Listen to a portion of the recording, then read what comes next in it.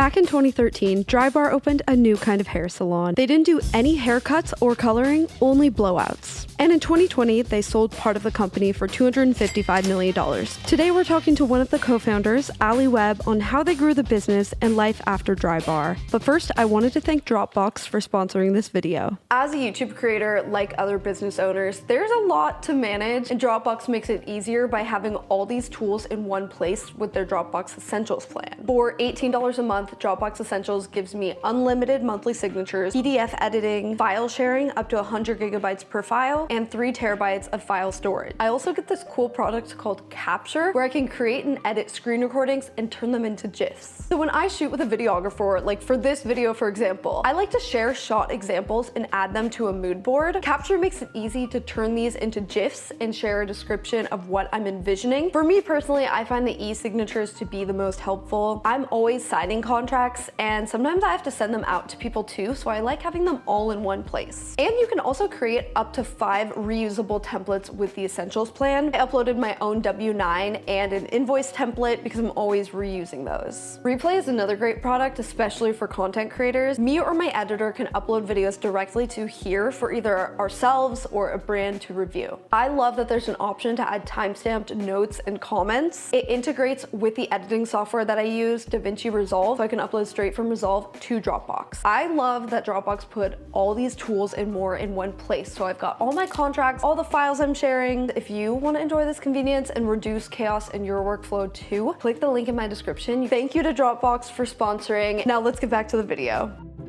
What led you to start the Drybar? It was personal necessity. I have naturally very curly hair, although you wouldn't know it today. As a kid, and this naturally curly hair that I had, it just bugged me. And you know, I've come to love my wavy hair and I've learned how to do it, but I grew up with this hair that was so unruly and hard to manage, and it always bothered me. This led her to a career in hairstyling. I went to beauty school. I spent several years in the traditional hair salon world and got married, had 2 little kids with a stay-at-home mom, and I loved being a stay-at-home mom, but I also kind of got this like urge to get out there and do something for myself. So I had this idea to start a mobile blowout business, and my kids were little, and I started operating that. I was only charging $40, so it was a really, approachable thing, especially in LA or really anywhere. Going to someone's house for $40 was like incredibly cheap. But for me, it was about getting out of the house, getting away from the kids for a couple hours and doing something that I, really knew how to do. I started this business, had no idea it would get so busy so fast, but it did. And that's when I went to my brother, Michael, who's my business partner, and said, hey,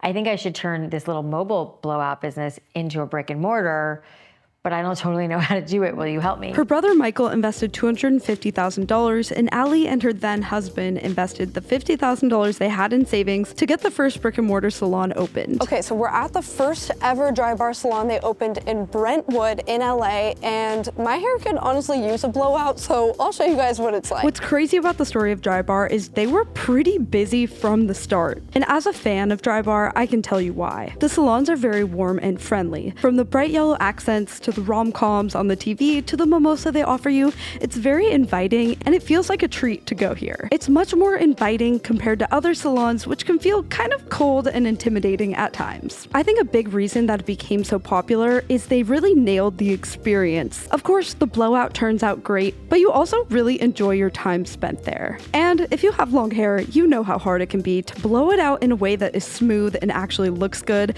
When it's done by a professional, you feel like a whole new person. The first location was quickly a success and very busy, which was great news, but a little bit tricky to manage.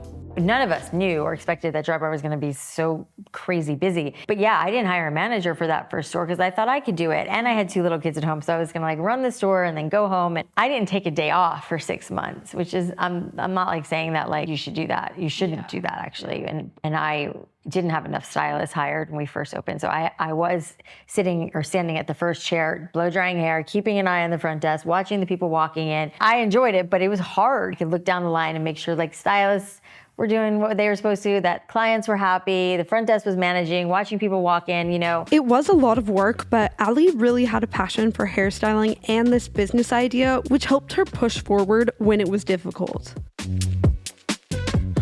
I know a lot of people now, they're like, oh, I want to have $100 million business and go and raise money with an idea. But it seems like you did the opposite. Like you weren't necessarily thinking of it being a huge company right at the start? No, not at all. And, and I completely disagree with that sentiment of like, oh, I want to start $100 million business. That's not at all how it works. And even more so to that statement, like if you're chasing money, good luck. And I get it. I mean, we live in an entrepreneurial era and it's great. And I, of course, encourage people who want to start a business to start a business. But I just feel like it's a little off, like it's a little misguided if you're like, oh, I want to start a business because I want to be rich. Like, of course, everybody wants to make money and be successful.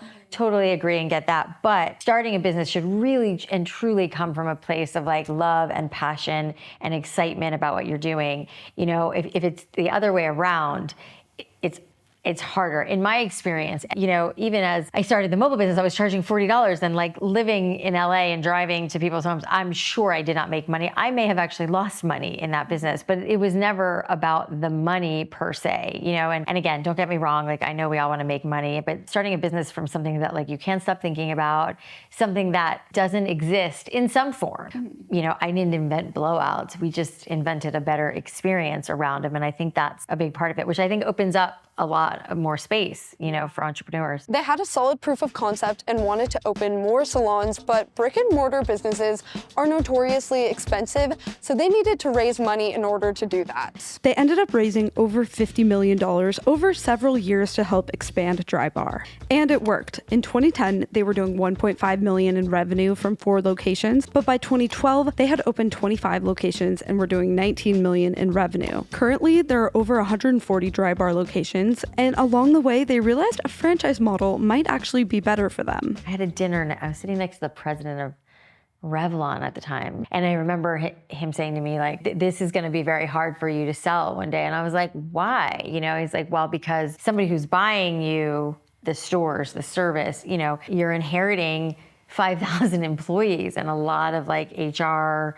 nightmare and all that. So it was that moment years and years ago when I realized like, wow, we may not be able to sell the stores the way we thought we would. It's a service business, it's a risky business, but the product very clean. You're not inheriting, a bunch of employees. You're just, you can do whatever you want. We kind of vacillated on franchising and not franchising Drybar, and it was about half and half. At the end of the day, a little bit more company owned. I could probably make the argument for both, but ultimately we felt like franchising was the better way to go, which is what we did with Squeeze, our massage concept. And we've sold, I think, somewhere around 80 or 90 franchises now. What I find so interesting about the Drybar story is that most of the success in the sale was from the product line. In 2013, they launched their product line. It was in Drybar stores, but it was also in Sephora, Nordstrom, and Ulta stores nationwide. So since they raised a lot of money and investors want to see a return, selling was a matter of when, not if. We decided to start looking for a buyer and actually ended up selling just the product line in 2020, what felt like moments before the world exploded. It was in March,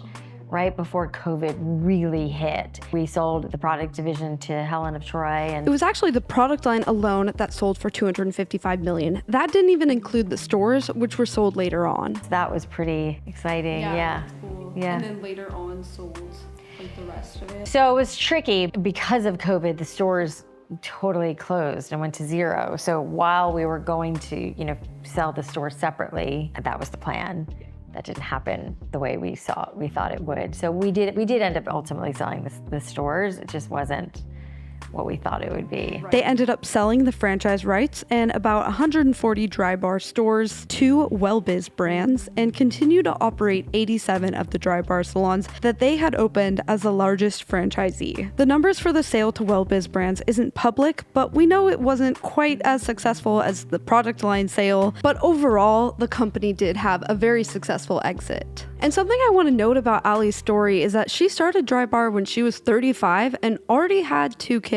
In a world of Forbes 30 under 30. I know, I hate those lists. I know. I've been on those lists and I think I was on a 40 under 40 and I was like, well, not anymore. Yeah.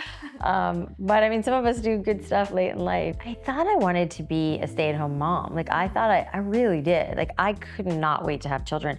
I got married when I was like 27, had my first son when I was 30, my second son when I was 32, and started the mobile business probably around 34, and then Drybar around 35. And yeah, I mean, it was hard. It's always gonna be hard. You start a business when you're in like your late 20s, early 30s, and you're like, oh, I'm not gonna have kids because I'm starting this business. Like, and then your business ramps. It's like, when's a good time to have kids now? Like you're in it, and it's like, it just doesn't matter. You know, I think we have to live our lives and doing the things that we want to do. And luckily I had my mom around and when my kids were really small. So that was nice to have like my mom helping, but I also had nannies and all sorts of help. My kids were in school and after school programs, and you just make it work. It was such a great experience for them to grow up in this very entrepreneurial life that we set up, because they saw how hard we worked, and they saw also the fruits of our labor and how hard work does pay off. And I can see it, like they have ideas all the time and they have that entrepreneurial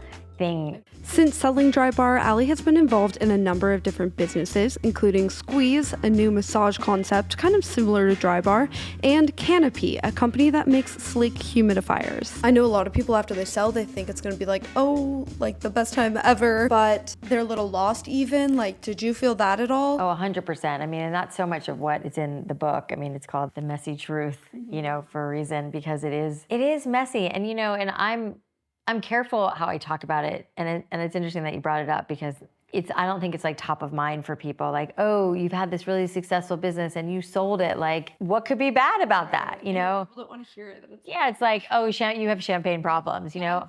I've seen a lot of people talk about that. Yeah, I'm glad people are talking about it, because I really think there is this like idea that, you know, if you've sold a business for a lot of money, then you just must be so happy now, which is just not true always. And it wasn't true in my case. I mean, I had a lot, and I still have a lot of like, what am I doing now with my life? Where's my purpose now? You know, I'm 48 years old. I have no desire to go sit on a beach somewhere. So now for me, finding purpose and like, what do I want to be doing with my time? How do I want to be spending my time and energy has been a very big question for me for years.